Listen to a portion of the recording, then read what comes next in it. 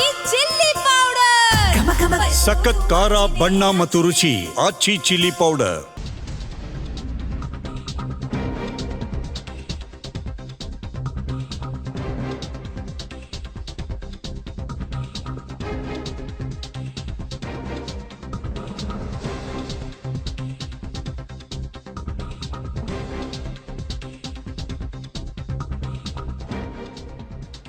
Complaint ಕೊಟ್ಟಿದ್ದೀನಿ, ಪೊಲೀಸರು ತೀರ್ಮಾನ ಮಾಡ್ತಾರೆ ಅಂತ ಈಗಷ್ಟೇ ಆಸ್ಪತ್ರೆಯಿಂದ ಡಿಸ್ಚಾರ್ಜ್ ಆಗಿ ಆಚೆ ಬಂದಿರುವಂಥ ಕಾವ್ಯಗೌಡ ಹೇಳಿದ್ದಾರೆ.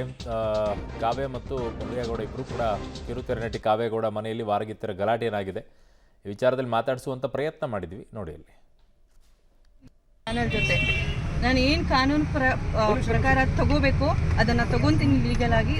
ದಯವಿಟ್ಟು ಚಾನಲ್ ಜೊತೆ ನಾನು ಏನು ಕಾನೂನು ಪ್ರಕಾರ ತಗೋಬೇಕು ಅದನ್ನು ತಗೊಂತೀನಿ ಲೀಗಲ್ ಆಗಿ. ದಯವಿಟ್ಟು ಚಾನಲ್ ಜೊತೆ ನಾನು ಏನು ಕಾನೂನು ಪ್ರಕಾರ ತಗೋಬೇಕು ಅದನ್ನು ತಗೊಂತೀನಿ ಲೀಗಲ್ ಆಗಿ. ದಯವಿಟ್ಟು ಚಾನಲ್ ಜೊತೆ ನಾನು ಏನು ಕಾನೂನು ಪ್ರಕಾರ ತಗೋಬೇಕು ಅದನ್ನು ತಗೊಂತೀನಿ ಲೀಗಲ್ ಆಗಿ. ದಯವಿಟ್ಟು ಚಾನಲ್ ಜೊತೆ ನಾನು ಏನು ಕಾನೂನು ಪ್ರಕಾರ ತಗೋಬೇಕು ಅದನ್ನು ತಗೊಂತೀನಿ ಲೀಗಲ್ ಆಗಿ. ದಯವಿಟ್ಟು ಚಾನಲ್ ಜೊತೆ ನಾನು ಏನು ಕಾನೂನು ಪ್ರಕಾರ ತಗೋಬೇಕು ಅದನ್ನು ತಗೊಂತೀನಿ ಲೀಗಲ್ ಆಗಿ.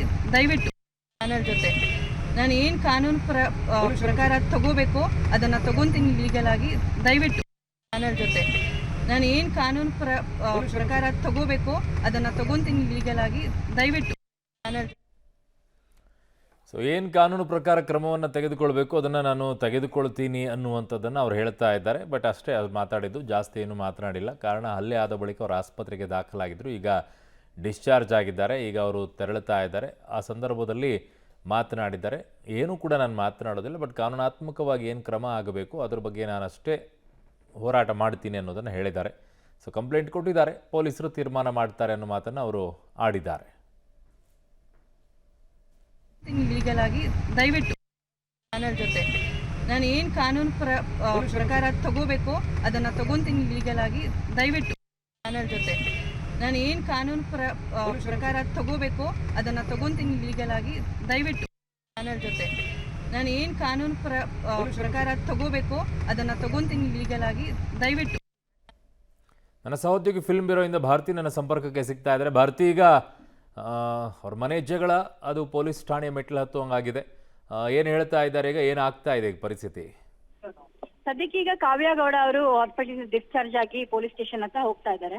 ಹೌದು, ಮನೆ ಜಗಳ, ವಾರ್ಗಿತ್ತಿಯರ ಜಗಳ ಈಗ ಬೀದಿಗೆ ಬಂದಿರುವಂತದ್ದು. ಹೌದು, ಪೊಲೀಸ್ ಸ್ಟೇಷನ್ ಮೆಟ್ಲೇರಿದ್ದಾರೆ. ಆ ಕಡೆ ಅವ್ರ ಕಡೆಯಿಂದನೂ ಆರೋಪ ಬರ್ತಾ ಇದೆ, ಇವ್ರ ಕಡೆಯಿಂದ ಪ್ರತ್ಯಾರೋಪ ಬರ್ತಾ ಇದೆ. ಇವ್ರ ಕಡೆಯಿಂದನೂ ದೂರು ದಾಖಲಾಗಿದೆ, ಅವ್ರ ಕಡೆಯಿಂದನೂ ದೂರು ದಾಖಲಾಗಿದೆ. ಹೀಗಾಗಿ ಒಂದ್ ಕಡೆ ಅವರ ಕಾವ್ಯ ಅವರ ಪತಿ ಕಮಿಷನರ್ ಆಫೀಸ್ ಕಡೆ ಹೋಗ್ತಾ ಇದ್ದಾರೆ, ಈ ಕಡೆ ಕಾವ್ಯ ಅವರು ಹಾಸ್ಪಿಟಲ್ ಇಂದ ಡಿಸ್ಚಾರ್ಜ್ ಆಗಿ ರಾಮಮೂರ್ತಿ ನಗರ ಪೊಲೀಸ್ ಸ್ಟೇಷನ್ ಕಡೆ ಹೋಗ್ತಾ ಇದ್ದಾರೆ. ಹೀಗೆ ಆಗ್ತಾ ಇದೆ. ಯಾವ ರೀತಿಯಲ್ಲಿ ಮುಂದೆ ಕಾನೂನು ಹೋರಾಟ ಮಾಡ್ತೀವಿ ಅಂತ ಹೇಳಿ ನೋಡ್ಬೇಕು. ಯಾಕಂದ್ರೆ ಇದು ಆಸ್ತಿ ವಿಚಾರವಾ ಅಂತ ಕೇಳಿದಾಗ ಅವ್ರು ಹೇಳ್ತಾ ಇದಾರೆ, ಆಸ್ತಿ ವಿಚಾರ ಆಗಿದ್ರೆ ನಮ್ಮ ಮಾವ ಹೇಳಿ ಅದನ್ನ ಅನ್ನೋ ರೀತಿಯಲ್ಲಿ ಹೇಳಿ ಹೋದ್ರು ಡಿಸ್ಚಾರ್ಜ್ ಆಗೋ ವೇಳೆ. ಹೀಗಾಗಿ ಕಾವ್ಯಗೌಡ ಅವರ ಅಕ್ಕ ಭವ್ಯಗೌಡ ಅವರು ಬಂದು ತಂಗಿಯನ್ನ ಡಿಸ್ಚಾರ್ಜ್ ಮಾಡ್ಕೊಂಡು ಕರ್ಕೊಂಡು ಹೋಗ್ತಾ ಇದ್ದಾರೆ. ಮುಂದೆ ಏನೇನು ಹೇಳಿಕೆ ದಾಖಲು ಮಾಡ್ತಾರೆ ಪೊಲೀಸ್ ಸ್ಟೇಷನ್ ನೋಡ್ಬೇಕು. ಯಾವ ರೀತಿಯಲ್ಲಿ ಹಲ್ಲೆ ಆಗಿದೆ, ಹಲ್ಲೆ ಆದ್ಮೇಲೆ ಈಗ ಆರಾಮಾಗಿ ಡಿಸ್ಚಾರ್ಜ್ ಆಗಿ ಹೇಗ್ ನೋಡ್ಕೊಂಡು ಹೋದ್ರು ಅದೆಲ್ಲ ಬಹಿರಂಗ ಆಗ್ಬೇಕು. ಮುಂದೆ ಪೊಲೀಸ್ ಸ್ಟೇಷನ್ಗೆ ಹೋಗ್ತಿರೋದ್ರಿಂದ ಮುಂದೆ ಏನಾಗುತ್ತೆ ನೋಡ್ಬೇಕು. ಓಕೆ ಭಾರತಿ, ನಿಮ್ಮೆಲ್ಲ ಮಾಹಿತಿಗೆ ಧನ್ಯವಾದಗಳು.